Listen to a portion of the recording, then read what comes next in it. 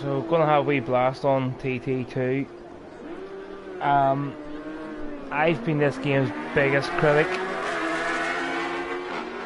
It's just, if you've played Ride and you've played MotoGP, you'll understand why. The physics are it's just not the same. It's hard to explain, but the course, the detail, and the track and how it looks, I mean, they've nailed it. It's fantastic to look at. It's just a shame that the game makers, just didn't get the physics of how the bike feels and handles. If they had nailed that, this game would be one of the best ever. But I'm gonna give it another blast. TT's only about less than 2 weeks away. I'm going for the first time, so gonna familiarise myself with some of the places to stay, stand and watch. And let's get into it.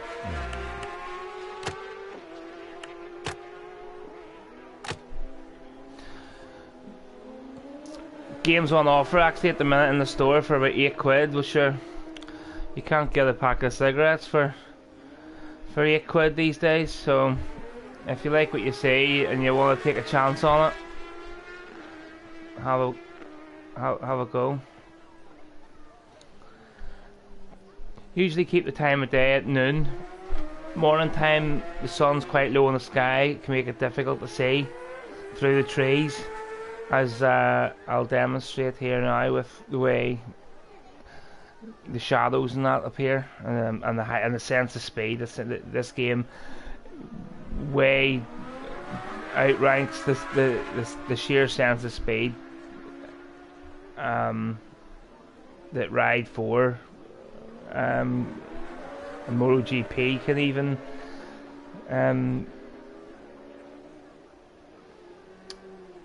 provide, to be honest. I still can't get away from the chase cam. I've tried on board. I think to actually get the benefit of this game, you probably should be playing it on board in helmet view. I just can't get it. It just doesn't work for me. Same on Ride, same on in most racing games. I've always been a chase camera person. But anyway, I'll give you a wee look. So 18 minutes and 19 seconds is my fastest time round here. I've only started replaying it again for the first time in probably about since it came out. I was that disgusted with it when it first came out. I bought the disc version of it, I gave it away, and I only recently just re-bought it again there on the digital version because it was on offer in the store. So I didn't think 18 minutes was too bad for my first sort of couple of laps around the place.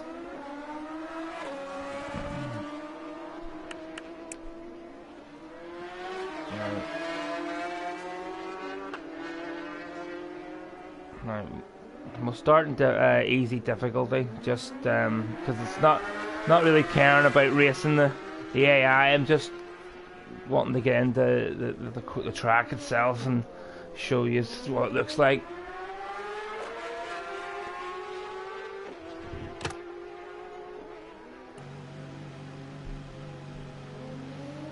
So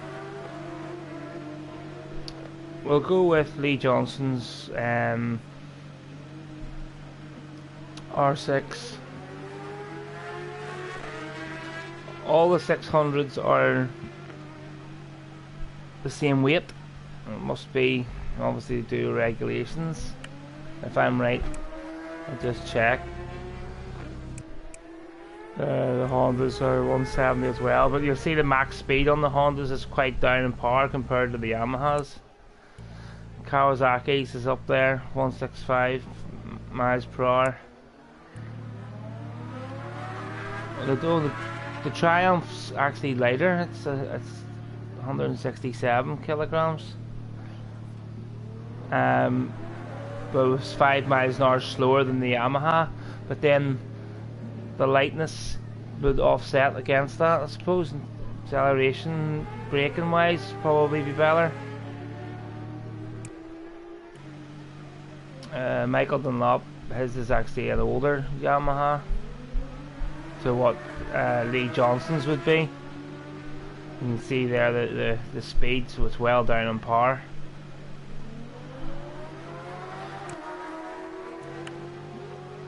So there's the different Yamahas.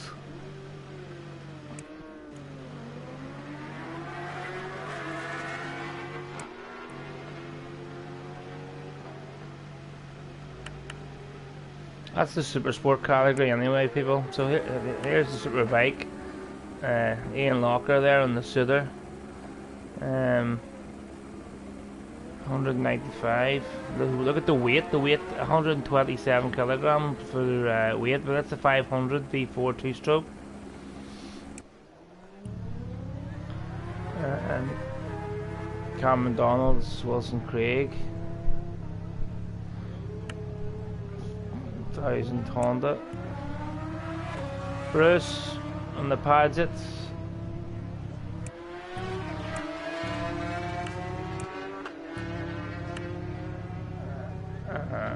And then you've got the Death Trap. This is the bike that Honda made and put, if you know anything about road racing, put John McGuinness onto the golf course at the Northwest 200. And then a fortnight later, Guy Martin couldn't get gears, couldn't get anything.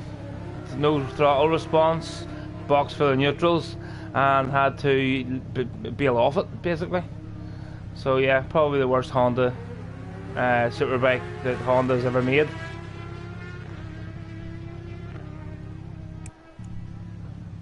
And that's obviously the same bike, only it's Padgett's colours. So that's the works Honda, from the factory Honda, you should probably say, and that's Clive Padgett's privately owned collection.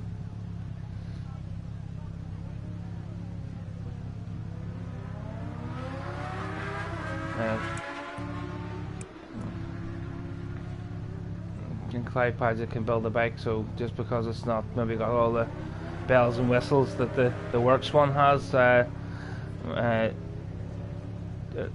won't be any slouch anyway. But I think that's yeah. So we've got Kawasaki's then. So there's Derek McGee, the Irishman. That's his Kawasaki. It's actually lighter than the Hondas and up in power, 195 miles an hour and 174 in weight. Am I right? Is that? Yeah, the Honda is heavier.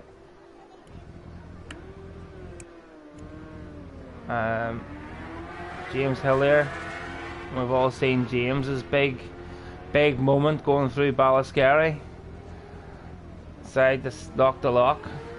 Completely, I mean, that's just lock. I mean, yes, driver skill comes into it at some point, but a massive chunk of luck. I think James would say that himself. If it was me, I'd be needing to get my leathers changed because the shite would be rolling down my leg. Dean Harrison. I've seen some epic battles between Harrison and Hickman over the last few years. Definitely taking things to another level. So they have.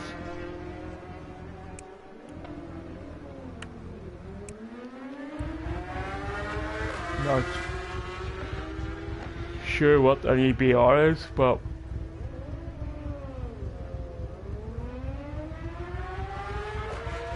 very light.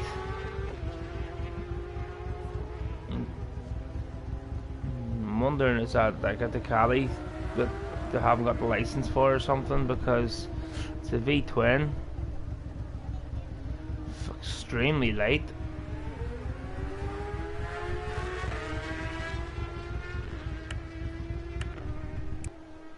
Oh, and then there's Norton. John McGuinness said when he rode for that Norton team, the leathers obviously have to match the bike, the team colours.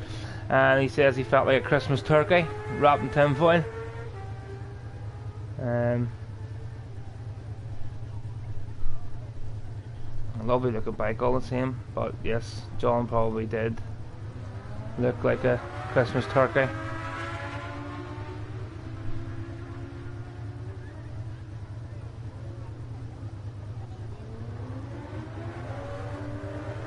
Shifty, it's simple to you, Heather.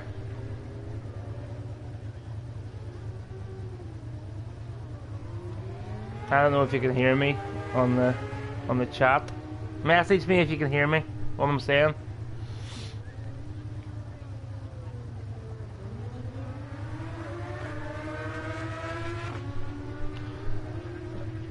Who are you? Well, you said who are you at the start. Shifty, obviously you've had to change your name for some reason. Who you avoiding?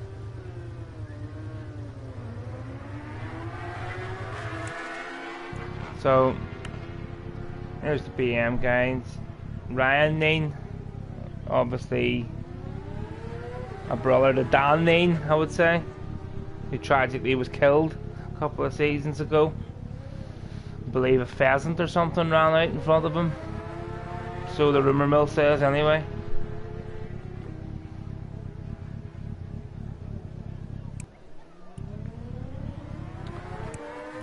Some nice BMs here. There's Mickey D's.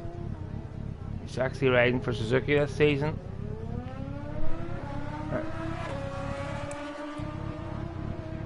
Martin Jessup. Quite a lot of BMWs. Stefano Bonetti won at the Northwest 200 a couple of seasons ago on a Patton, I believe. Sam West and Davey Todd. Davey Todd's now riding for Malenko Padzit's Honda. Had a good Northwest there last weekend until Dunlop Tires decided to fall apart and ruin the last Superbike race for everyone.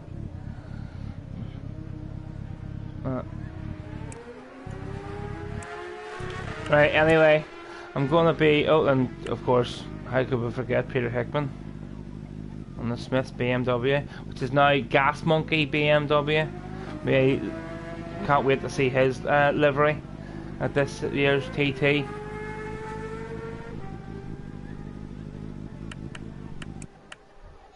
That's I'm just noticing there, if you look at all these BMWs, 175 kilos,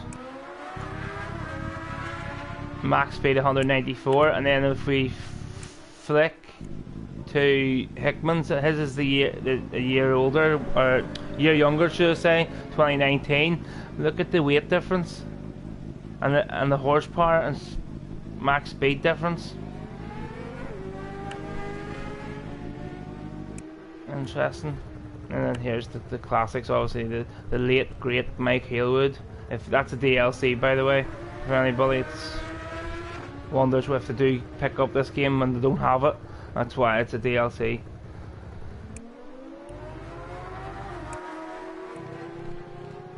Not too sure who Matthew Portman is, but fantastic looking Suzuki. Heavy. Oh. And of course, Steve Hislop tragically killed in a helicopter accident.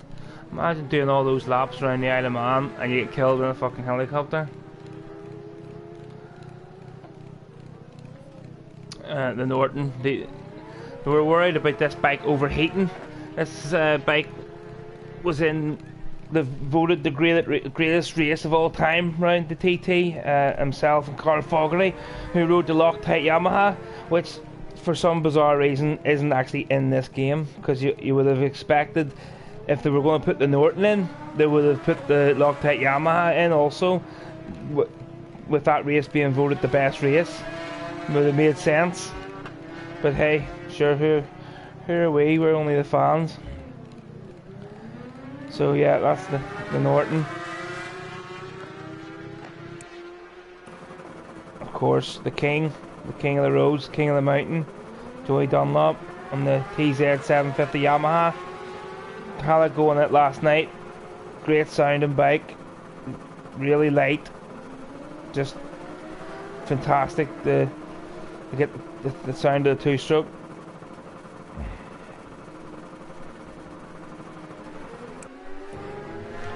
Again, another absolute icon of motorcycle racing. The MV Agusta 500. Giacomo Agostini springs to mind as soon as you say that name. I had a go at that last night round the circuit, and surprisingly nimble. I mean, look at the weight of it, 114 kilos. I mean, like, I don't know what more you can say about that bike. It's way more advanced for its time.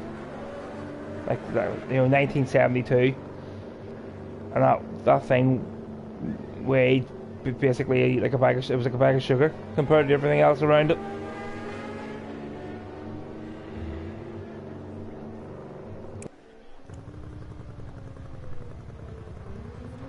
I mean, look at the difference. 1978 Ducati produces this, and it weighs 180, and max speed of 146. Go back to 72, and that MV was delivering a higher top speed and a hell of a lot less weight.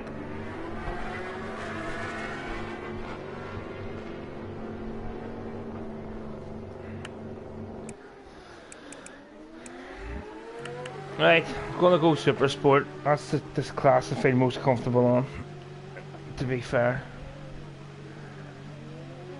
So I'm going to show you how to crash a lot. Just going to put that out there. Going to show you how to crash and how to drive like a family.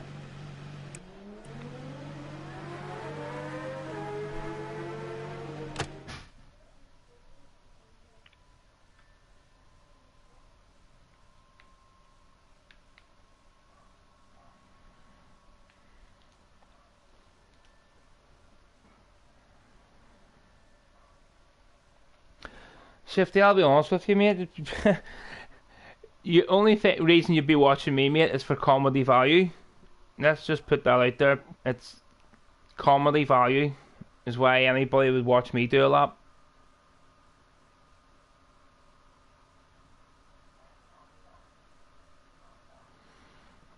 I just wish this game had the same physics as Ride, honestly.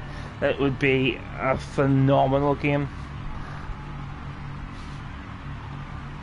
Let's say for £8 in the store at the minute for £8. TT's only round the corner. May as well have a blast. Even if you don't pick it up again for another year. Sure, TT week, everyone's getting excited.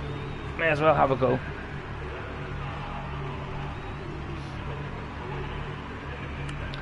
Just make sure that my manual's still on. Nothing's changed from last night. I had a problem last night where my throttle kept changing to left stick for some reason. I'm just double checking everything's as it should be.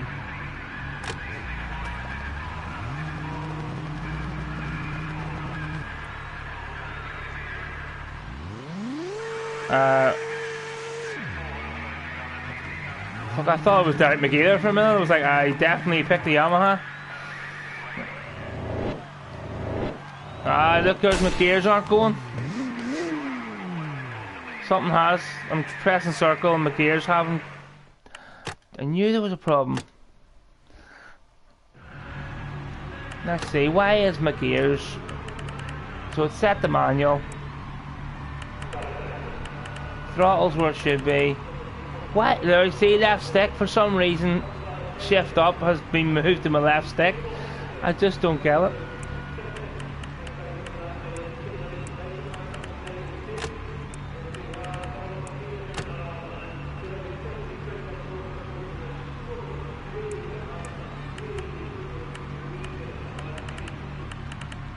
Right.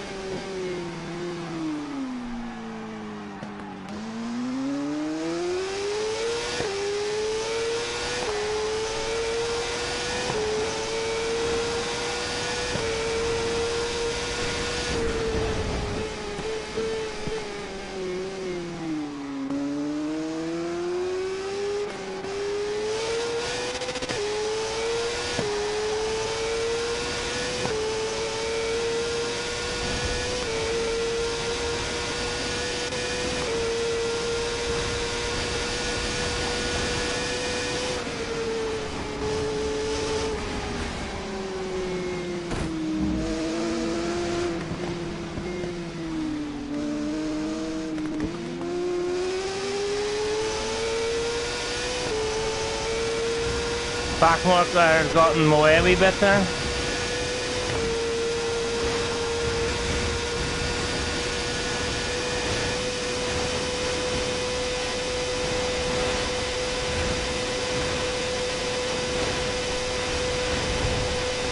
Scary next.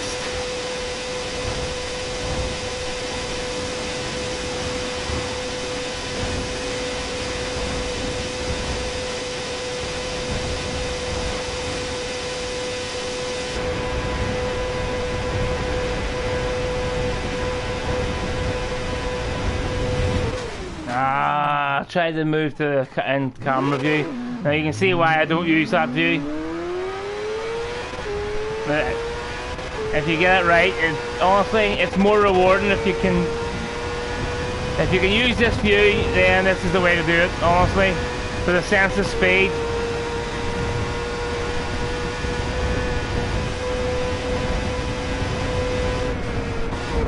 I just can't do it, as you can see.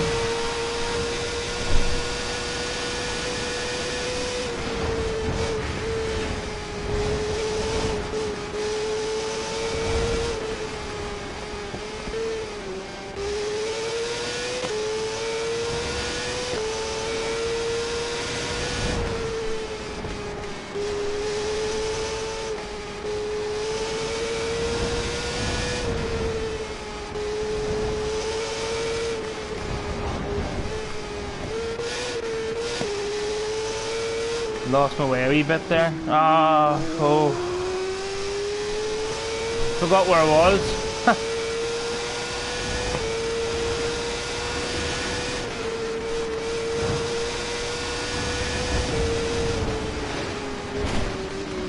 Bruce side of the road.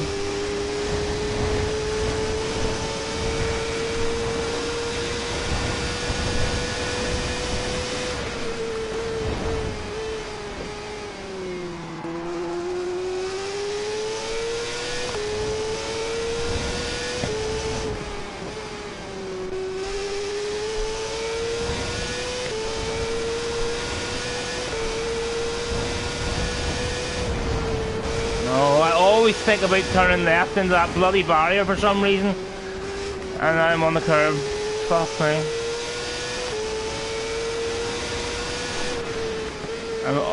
I hate Glen Helen. Just cannot get through Glen Helen without a crash.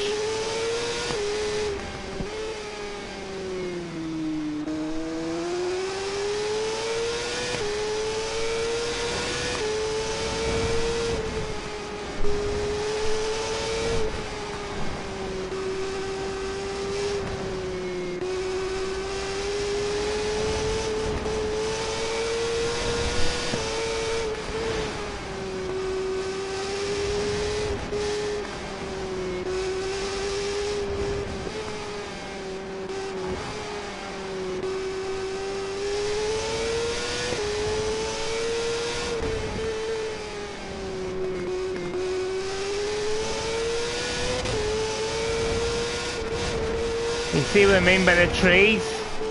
That's nothing compared to what's coming up.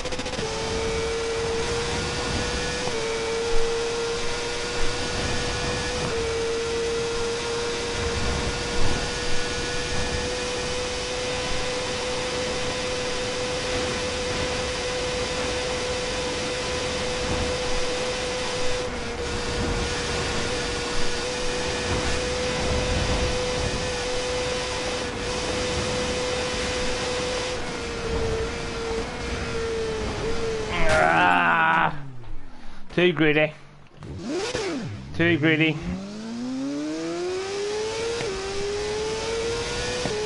Too wide and too greedy for speed.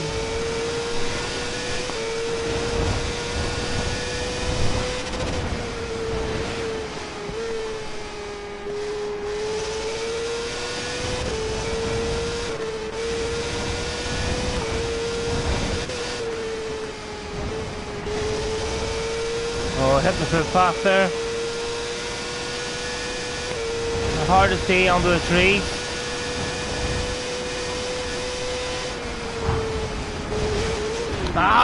Clipped it again. Hate coming off at the top of Bagaro because it just messes your speed up for the whole section.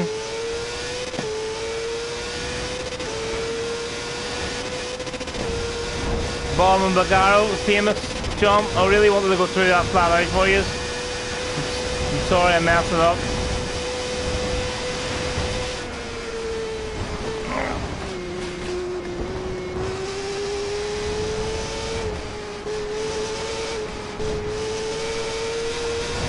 You can tell why I'm not a TT rider. That'd be in a box.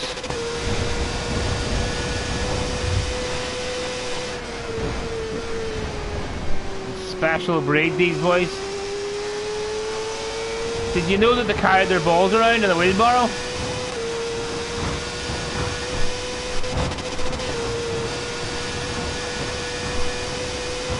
Kurt Michael.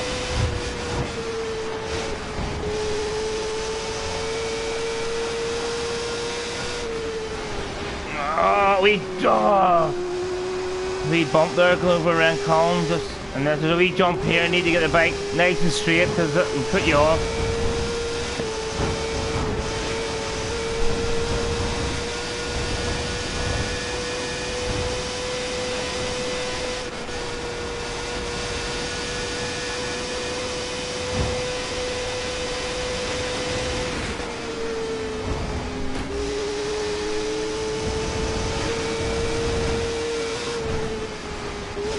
No, there's a bump there on the way into that.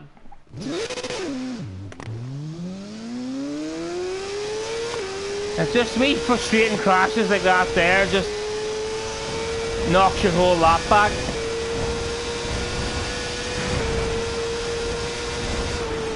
There's an early one.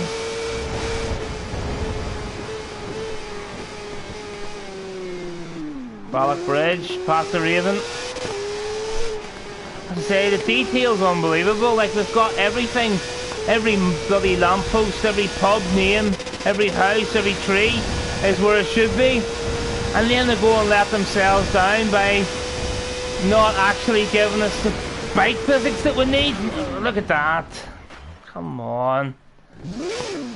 I didn't do anything wrong there, like. And then again, that sort of shit just tops it all off. That probably cost me 20 seconds. If you fall off of the slow section, it's not so bad. You can sort of get that time back. But when you fall off somewhere quick, it's, the whole thing's just ruined.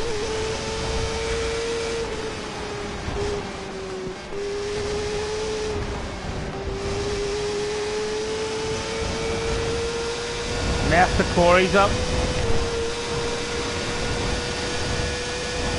Onto the Solby straight.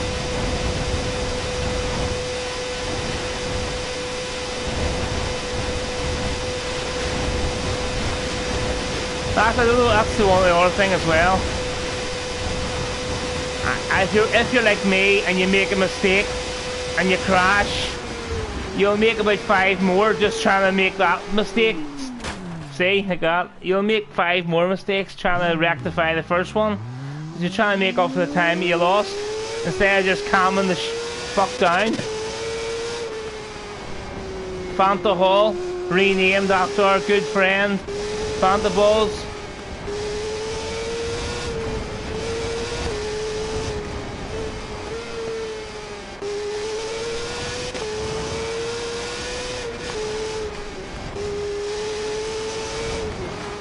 In here's where the trees really mess you up. I mean, look at that road. How the hell can you see where the footpath is? Or, I mean, this is actually what it really is like for the riders. I mean, I can't see the path, I can't see the edge of the road. It's all guesswork, to be honest.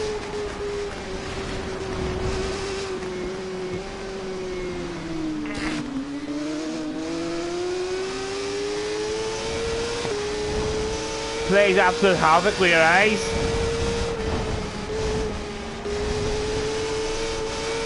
Conquer trees. Conquer trees is flat out through there in 6th gear. Obviously I was in 5th. Oh shit. couldn't see on the way out.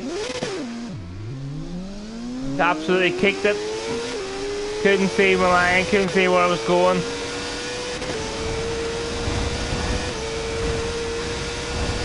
One of my favourite bands in the whole track coming up.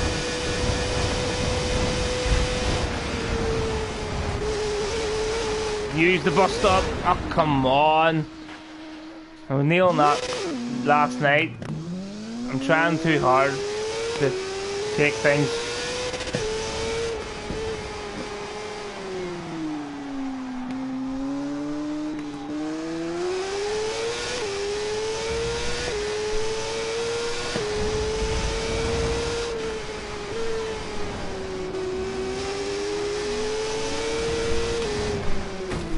Come on, AI.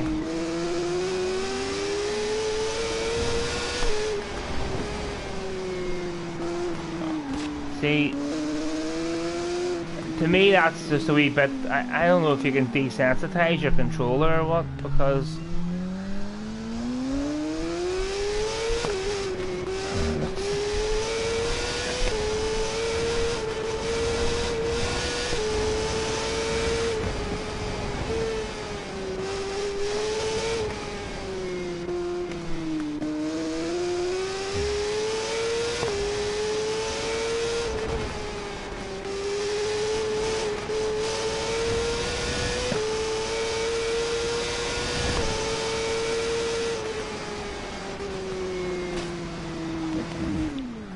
you know what? I've never crashed through there. And I'm crashing now. I should have done 2 laps. Probably not the best game to go straight onto as soon as you open your eyes in the morning, but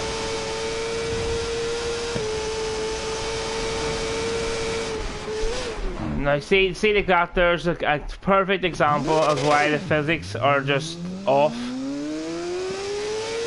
Because I was coming out of the corner, bike leant over, tried to flick it back quickly, get straightened up, and spun off for absolutely no reason.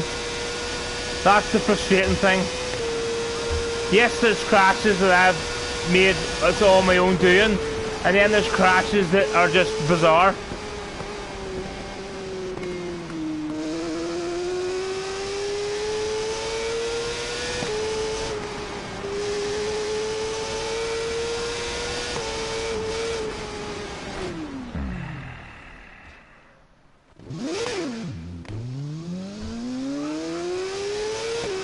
I told you I'd show you how to crash plenty.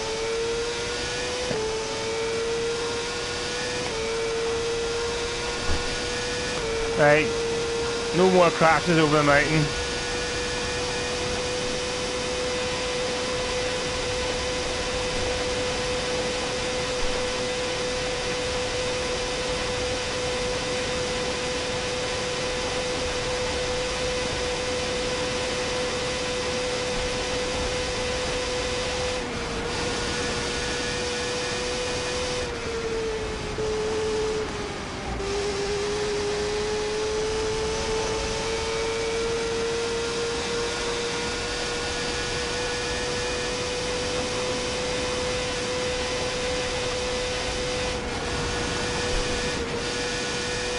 I'm probably just a typical man.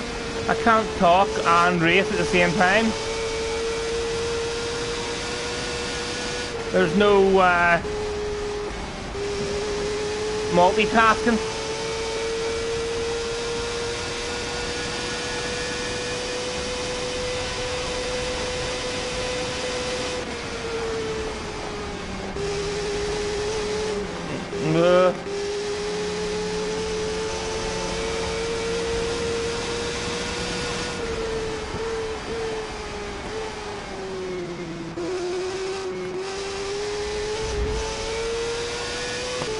Don't know how I got away with that one. See, I got the inconsistency. Again, like I rode the curb there, fully banked over, and it let me away with it. But yet, other areas of the track, you just touch the curb slightly, and you're away.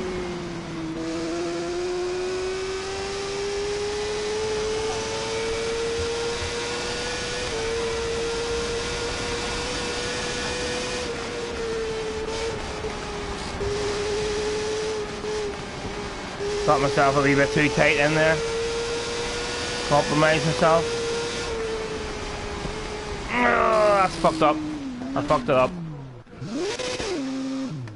A basic bend and I fucked it up.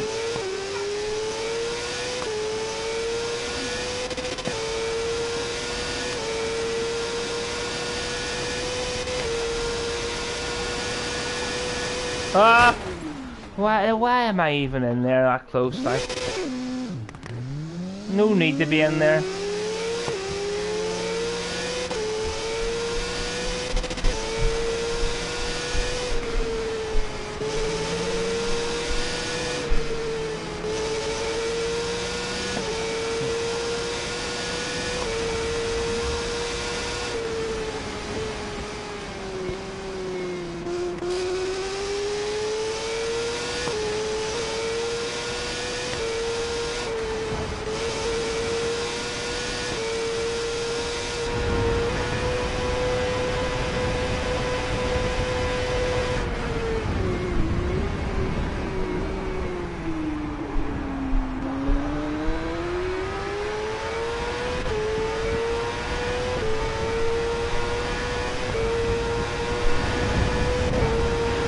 Give you a sense of speed here on the straight bits.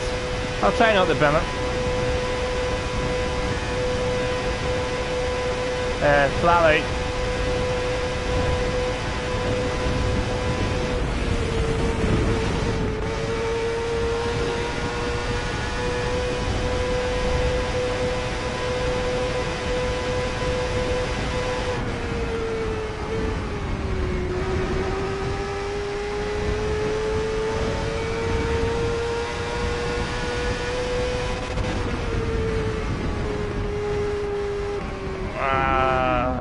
I looked at my gears there actually, I could hear the thing bouncing off of them there. I was like, forgot that I'd gone back a gear for that other corner. Oh, signpost.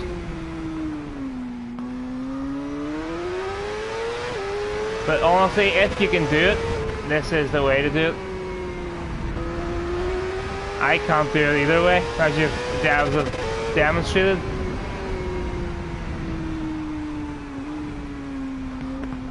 I hate this section of the course, absolutely hate it.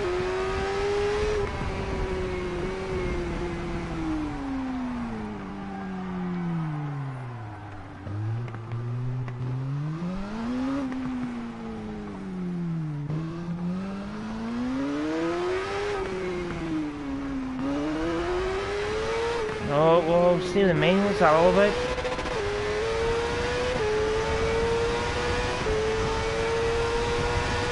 So, by far, probably my worst ever lap right here. But, a lap nonetheless.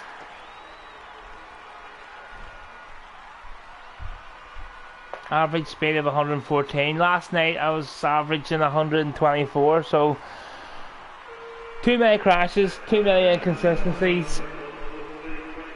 Actually cost me the win. I know it's on easy level, but it cost me the win by 2 seconds. Too much dicking about. But the point of that wee video was to try to showcase the game. Even for £8, get it.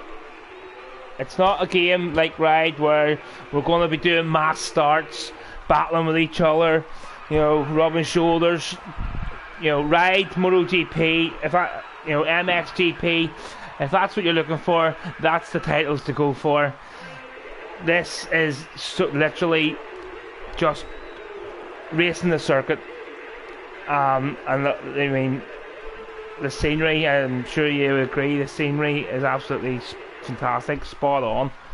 The sense of speed, there's no other game for me that gives you that sense of speed.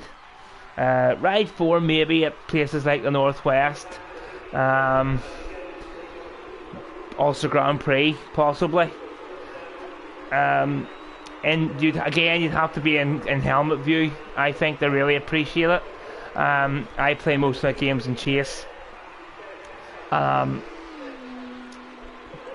have to say, I've said it once or twice already, I just wish they had spent as much time on the physics as they did on the actual how the game looks, because graphically it's spot on. I can't fault them too much graphically for how the track looks. I mean, it's just every white line, every double yellow line, every house, every garden, every lamppost, every tree is where it should be. It's like a Google. It's like they've imported it from Google Maps. It's that accurate. It's just you're just let down by how the bike feels.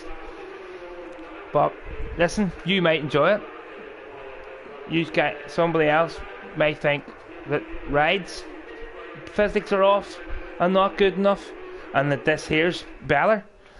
But the only way you'll find out is if you go and try it yourself. There's no point in me coming on here and saying this is this and this is that, and you might not like this, you might like that. The only way you'll know is if you try it yourself.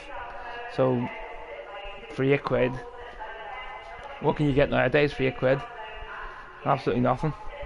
Jump on the store, join us boys for some TT racing, and I'll be honest, we might only look at the game for this next fortnight, maybe next month, and then we'll be all off on doing whatever. I think Milestone has a Superbike game coming out, World Superbike game coming out in July.